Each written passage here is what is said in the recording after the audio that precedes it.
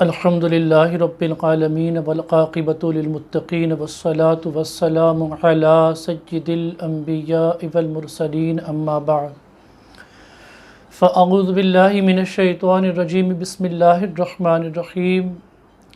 قال عز وجل فی القرآن العظیم یا ایہا الذین آمنوا کتب علیکم الصیام کما کتب علی الذین من قبلکم لعلکم تتقون صدق اللہ العظیم۔ بعد توحید کے متوال و شمع رسالت صلی اللہ تعالی علیہ وسلم کے پروانوں، آج بھی ہماری گفتگو مسائل روزہ کے حوالے سے ہوگی۔ کچھ ایسے متفرق مسائل اب بھی ہنوز باقی ہیں جن کا عوام الناس کا جاننا ضروری ہے، لہٰذا وہ چیدہ مسائل آپ کے گوش گزار کیے جا رہے ہیں تاکہ ان مسائل کو سامنے رکھتے ہوئے ہم اپنے روزے کی تکمیل کا سامان کریں، اپنے روزے کی حفاظت کر سکیں۔ اکثر روزے میں سوال ہوتا ہے کہ دانت برش کر سکتے ہیں یا نہیں، تو اس صورت میں علماء کا کیا فقہی فیصلہ ہے وہ مسئلے کی شکل میں آپ سماعت فرمائیں۔ مسئلہ: روزے کی حالت میں ٹوتھ پیسٹ اور منجن کا استعمال شرعاً مکروہ ہے، کیونکہ ان چیزوں کے استعمال سے ان کا ذائقہ حلق میں محسوس ہوگا، جبکہ حالت روزہ میں بغیر کسی عذر کے ذائقہ چکھنا مکروہ ہے۔ ہاں، اگر پیسٹ یا منجن کے ذرات حلق تک پہنچ گئے تو روزہ فاسد ہو جائے گا، لہٰذا بہتر یہ ہے کہ ان چیزوں کے بجائے مسواک کا استعمال کیا جائے، کیونکہ مسواک سنت نبوی صلی اللہ علیہ وآلہ وسلم بھی ہے اور اس سے روزہ فاسد بھی نہیں ہوتا۔ لیکن اگر مسواک کے ریشے حلق تک پہنچ گئے تو اب اس سے بھی روزے کے فساد کا حکم دیا جائے گا۔ عزیزان گرامی، ماحصل یہ ہے کہ ٹوتھ پیسٹ جو ہوتا ہے اس کے ساتھ آپ برش اپنے دانتوں میں نہیں کر سکتے، چاہے وہ منجن ہو چاہے وہ پیسٹ ہو، آپ اپنے دانتوں میں برش نہیں کر سکتے۔ برش کے بغیر بھی اگر آپ ٹوتھ پیسٹ انگلی سے لگانا چاہیں تو بھی آپ نہیں کر سکتے ہیں، منجن سے دانت صاف کرنا چاہیں تو نہیں کر سکتے ہیں۔ کیوں نہیں کر سکتے ہیں؟ کیونکہ ان کے اثرات حلق میں مزے کی شکل میں اگر محسوس ہو گئے تو اس سے روزہ ٹوٹ جائے گا، اور نہ ہوئے تب بھی یہ روزے میں مکروہ ہے، اس کی اجازت نہیں ہے۔ علماء فرماتے ہیں کہ پھر اس میں آپ مسواک کر لیجئے، لیکن مسواک کرنے میں بھی اس چیز کا خیال رکھیں کہ مسواک کے جو ریشے ہوتے ہیں لکڑی کے، وہ اگر حلق میں پہنچ گئے ظاہر ہے ان کا بھی اپنا مزہ ہوتا ہے، اس لحاظ سے آپ روزہ جو ہے آپ کا فاسد ہو سکتا ہے۔ مسئلہ: روزے میں لینس لگانے کا حکم۔ اکثر پہلے لوگ تو شوق میں یا فیشن میں لینس لگایا کرتے تھے، مگر اب لوگوں نے چشمے کی بجائے نمبر والی لینس بھی چونکہ آ چکی ہیں، اس لیے لوگوں نے اس کا استعمال بھی شروع کر دیا کہ بھئی آنکھوں پر ہمیشہ چشمہ لگائے رہیں، اس سے بہتر ہے لینس لگا لیں نمبر والی۔ تو اس کا کیا حکم ہے؟ لینس چونکہ ایک خاص مائع یعنی سولیوشن میں رکھے جاتے ہیں، نیز بوقت استعمال انہیں اس مائع سے نکال کر آنکھوں میں ڈالا جاتا ہے۔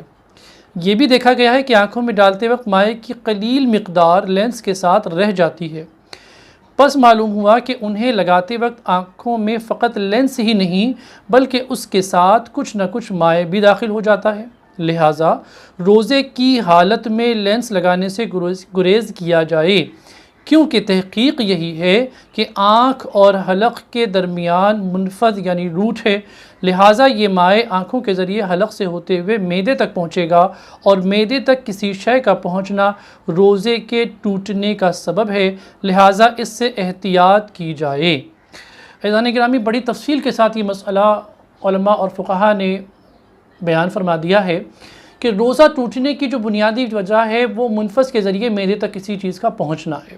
اب یہ منفذ اور معدے کی یہاں پر وضاحت کے لیے ہمارے پاس وقت اجازت نہیں دیتا، مختصر یہ سمجھیں کہ علماء یہ فرماتے ہیں کہ لینس جو آپ لگاتے ہیں آنکھوں میں، اگر آپ نے اس لینس کو لگایا تو اس کے لگانے سے چونکہ وہ ایک مائع میں ایک لیکوڈ میں رکھا جاتا ہے، اب لیکوڈ سے آپ نکالیں گے وہ آنکھ اور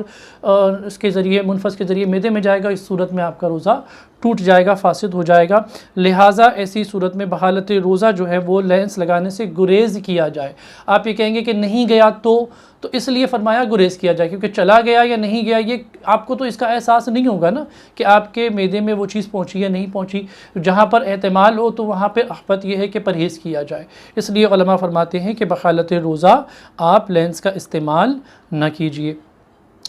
مسئلہ روزے میں جسم پر تیل لگانا کیسا؟ روزے کی حالت میں بالوں یا جسم کے کسی بھی حصے پر تیل ملنے سے روزہ فاسد نہیں ہوتا، جسم میں کثیر مقدار میں خواہ جذب ہو جائے۔ یعنی اگر کوئی یہ سوچتا ہے کہ روزے کی حالت میں تیل لگانے سے روزہ جو ہے وہ ٹوٹ جاتا ہے یا روزہ مکروہ ہو جاتا ہے، تو محترم ایسا کچھ بھی نہیں ہے۔ آپ اپنے سر میں بھی تیل لگا سکتے ہیں اور آپ جو ہے وہ جسم پر بھی تیل کی مالش آپ کر سکتے ہیں، خواہ وہ تیل آپ نے کتنا ہی زیادہ کیوں نہ لیا ہو اور آپ کی مالش کے ذریعے وہ آپ کے جسم پر وہ جذب ہی کیوں نہ ہو گیا ہو، اس سے روزہ نہیں ٹوٹتا۔ روزے میں بال کٹوانا، خوشبو سونگھنا کیسا ہے؟ اکثر لوگ پوچھتے ہیں کہ بھئی ہم نے عطر کی خوشبو سونگھ لی، یہ بال کٹوائے تو اب اس کا کیا حکم ہے؟ تو روزے کی حالت میں سر، بغل، مونچھ وغیرہ کے بال مونڈنا جائز ہے، اس سے روزے پر کوئی فرق نہیں پڑتا، یوں ہی پھول یا عطر سونگھنے سے بھی روزہ نہیں ٹوٹتا۔ روزے کی حالت میں ہم اگر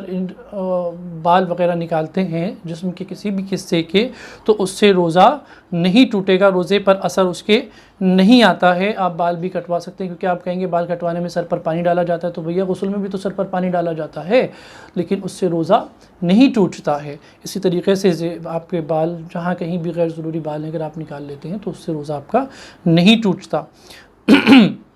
اب کوئی کہے کہ بھئی داڑھی منڈوانا، ویسے بھی داڑھی منڈوانا حرام ہے تو روزے میں بدجہ عتم حرام ہے، تو اس کی اجازت تو کوئی مفتی آپ کو نہیں دے سکتے کہ بھئی آپ جو ہے وہ روزے میں حرام ہے اور کاٹیں یا نہ کاٹیں۔ عطر پھول سونگھنے سے بھی روزہ نہیں ٹوٹتا، اگر آپ کسی بھی قسم کی خوشبو سونگھ رہے ہیں تو اس سے روزہ نہیں ٹوٹے گا۔ ہاں یہ اور بات ہے، جیسے میں نے عرض کیا کہ سگریٹ اور بیڑی کے پینے والے اگر یہ کہیں کہ بھیا ہم جو ہے اس کی مہک سونگھتے رہیں، اس سے روزہ جو ہے وہ روزہ باقی رہ جائے گا، تو اس کی ممانعت علماء نے فتوے میں بیان فرمائی گی، جس سے قبل میں نے اس مسئلے کو آپ کے سامنے عرض کیا تھا۔ اب یہاں پر ایک مسئلہ یہ ہے کہ رمضان میں اگر کسی کا روزہ کسی سبب سے ٹوٹ گیا، فاسد ہو گیا، تو وہ کیا کرے؟ روزہ ٹوٹنے کے بعد کھانے پینے کا حکم کیا ہے؟ ماہ رمضان میں اگر کسی کا روزہ فاسد ہو گیا تو اس شخص پر واجب ہے کہ وہ بھی دیگر روزے داروں کی طرح سارا دن کھانے پینے اور صحبت سے بچتا رہے اور بعد میں اس روزے کی قضا کرے۔ ایسا نہیں کہ اگر آپ خدا نخواستہ کسی کا روزہ ٹوٹ گیا تو وہ دھڑے سے کسی کے بھی سامنے پانی پی رہا ہے، کھانا کھا رہا ہے اور بغیر روزے دار کی طرح وہ اپنے معمولات انجام دے رہا ہے۔ اس لیے کہ رمضان میں کھلے عام کھانے پینے کی اجازت شرعاً نہیں ہے، خواہ آپ معذور شرعی کیوں نہ ہوں۔ علماء فرماتے ہیں کہ اگر کوئی شخص رمضان میں بلا وجہ روزہ چھوڑے اور سب کے سامنے کھاتا پیتا پھرے، جیسے ہمارے ہاں رمضان المبارک میں اچھے خاصے ہٹے کٹے نوجوان گٹکا، پان، چھالیاں کھلے عام چباتے نظر آتے ہیں، بعض سگریٹوں کے دھوئیں اڑاتے ہیں، ہمارے ہاں کوئی حاکم اسلام مقرر نہیں، ورنہ حاکم اسلام کے حکم پر ان فاسقین کو قتل کر دیا جاتا۔ اتنا سخت حکم در مختار کے حوالے سے یہ مفتیان کرام نے بیان فرمایا ہے۔ آپ سوچیں کہ اعلانیہ کھانا کتنا بڑا، اگر اسلامی مملکت ہو اور اسلامی نظام چلتا ہو تو کتنا بڑا جرم ہے اعلانیہ کھانا پینا۔ اگر خدا نخواستہ کسی وجہ سے کسی کا روزہ نہ ہو یا ٹوٹ جائے یا روزہ نہ رکھ سکے کسی وجہ سے، تو اس شخص کو کیا چاہیے کہ وہ اعلانیہ کھانے پینے سے گریز اور پرہیز کرے۔ اگلا مسئلہ، آپ روزہ توڑنے کی نیت کی مگر نہ توڑا۔ بسا اوقات آدمی کبھی ایسی صورتحال میں پہنچ جاتا ہے کہ وہ سوچتا ہے چلو اب میں روزہ توڑ لوں، لیکن اگر اس نے روزہ نہ توڑا تو وہ کیا حکم ہے؟ اگر کسی شخص نے روزہ فاسد کرنے کی نیت کی لیکن کوئی ایسا عمل اختیار نہیں کیا جس سے روزہ فاسد ہو جاتا ہے تو شرعاً وہ روزہ دار ہی کہلائے گا۔ مثلاً سخت گرمی کے باعث راستے میں نیت کی کہ گھر جا کر پانی پی لوں گا، مگر گھر پہنچ کر ارادہ بدل گیا